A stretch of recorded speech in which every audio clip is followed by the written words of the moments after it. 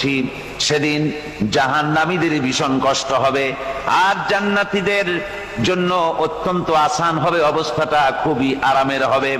নবীজি বলেন, এক ফরজ নামাজ, এক ওয়াক্ত ফরজ নামাজ আদায় করতে যে সময়টুকুন লাগে, কিয়ামতের মাঠের এই সময় এত বড় বিরাট লম্বা সময় জান্নাতীদের জন্য এরকম হালকা হয়ে যাবে। সুবহানাল্লাহ।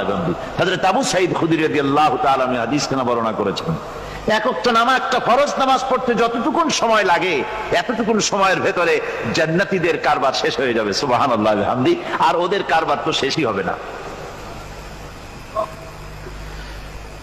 وَيَوْمَ تَشَقَّقُ السَّمَاءُ بِالْغَمَامِ وَنُزِّلَ الْمَلَائِكَةُ تَنزِيلًا।